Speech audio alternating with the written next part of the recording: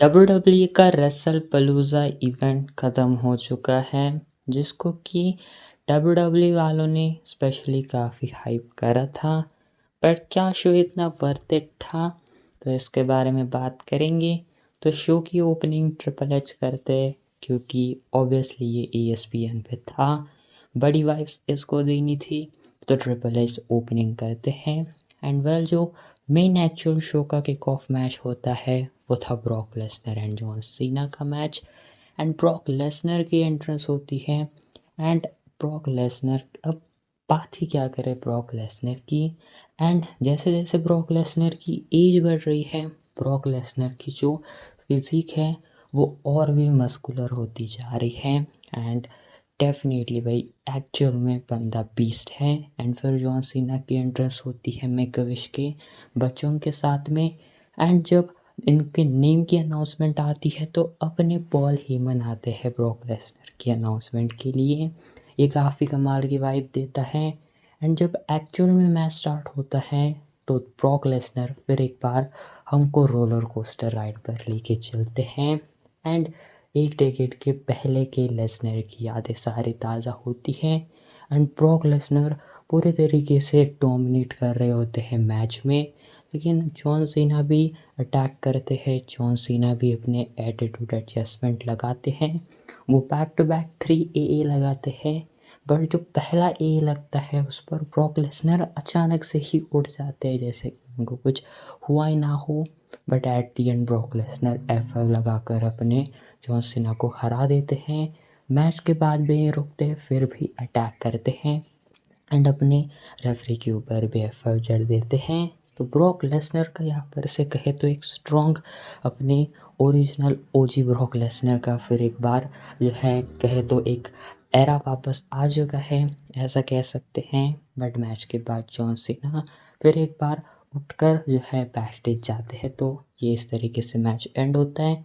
फिर हमें दिखाई देता है द विजन वर्सेस अपने जो ऊसोस है इनके बीच मैच। एंड LA नाइट होते हैं as a special guest referee. And match की बात करें तो ये टैग टीम मैच था। ऊसोस उनके थीम सॉन्ग पर आए थे एंड बहुत टाइम बाद ऊसोस फिर एक बार एक साथ थे।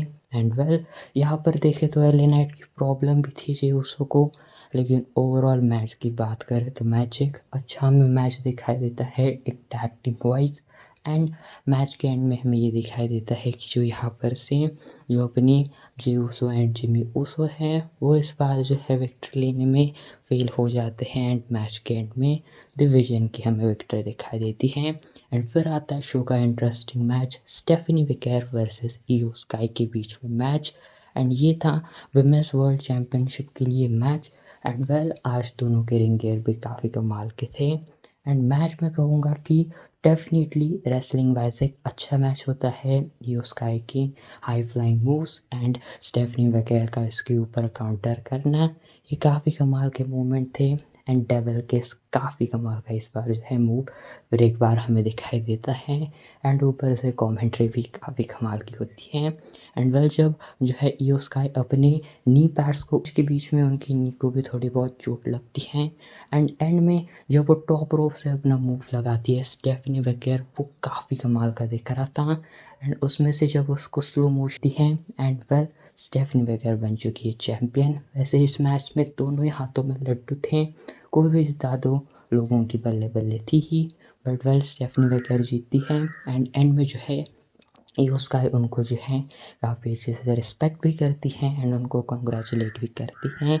एंड इसके बाद स्टेफनी वगैरह क्राउड में अपने उनके फादर बैठे हुए होते हैं, तो उनके साथ मिलकर इस विक्ट्री को सेलिब्रेट करती हैं। तो ये स्टेफनी वगैरह के लिए एक काफ़ी बड़ा मोमेंट था एंड वो बन चुके हैं new women's world champion.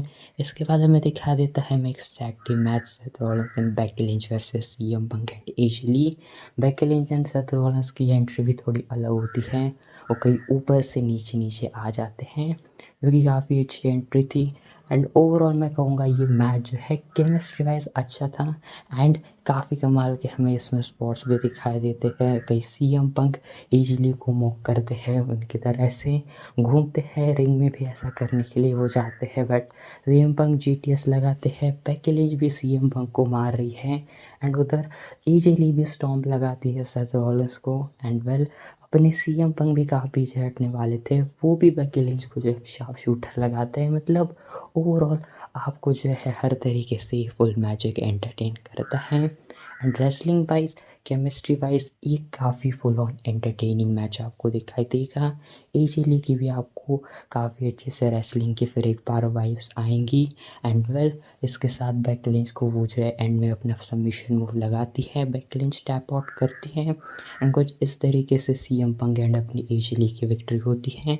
But match में डेफिनेटली काफ़ी कमाल कमाल के हमें स्पॉट्स दिखाई देते हैं एंड यहाँ पर डबल पेडिग्री भी हमें दिखाई देती है, टेबल भी टूटता है एंड एक भी काफ़ी इंटरेस्टिंग स्पॉट था जब अपने जो सेथ रॉलिंस है वो बेकी लिंच को फेंकते हैं बट CM पंक वहाँ से साइड होते हैं। तो ओवरऑल एक काफ़ी एंटरटेनिंग मैच ही होता है जिसको कि अपने CM पंक एंड AJ ली की टीम जीतती है एंड इसके बाद out of nowhere the Undertaker आते हैं एंड वो स्टेफनी मैकमैन को अनाउंस करते हैं हॉल ऑफ फेम की इंडक्टी में एंड वेल स्टेफनी मैकमैन 2026 के हॉल ऑफ फेम की फर्स्ट इंडक्शन हो चुकी है। तो वेल ये हमें एक और सरप्राइज़ दिखाई देता है शो के ऊपर, बट एक्चुअल इसके बाद होता है शो का मेन इवेंट जो कि होता है Drew McIntyre versus Cody Rhodes के बीच अनडिस्प्यूटेड चैम्पियनशिप का मैच। वेल यहाँ पर देखें तो लोगों की बहुत ज़्यादा इससे उम्मीदें थी, क्योंकि तो इसको इतने बड़े मैचेस के अलावा मेन इवेंट का मौका मिला था and Brock Lesnar and John Cena का मैच छोड़कर इसको मेन इवेंट दिया था एंड ऊपर से टाइटल ऑन द लाइन थी। तो लोगों ने उम्मीदें लगाई थी कि मैच के बाद कुछ हो सकता है, बट मैच देखे तो ड्रू मैकिंटायर अपने जो है क्लेमोर फिर एक बार टेबल के थ्रू लगाना चाहते हैं, बट यहाँ पर गलती से वो लगता नहीं एंड मैकिंटायर के घुटने को भी प्रॉब्लम होती है एंड इसी का एंड में फ़ायदा उठाते हैं जब वो क्लेमोर के लिए जाते हैं तो वो उनके पैर के कारण उनको वो जो है हिट नहीं कर पाते हैं एंड ड्रू मैकिंटायर को इसके कारण हार मिलती है एंड कोडी रोड्स अपना फिनिशर लगाते हैं कोडी कटर एंड देन आखिर में अपने कोडी रोड्स जो है चैम्पियनशिप को रिटेन करते हैं एंड कुछ इसी तरीके से शो एंड होता है।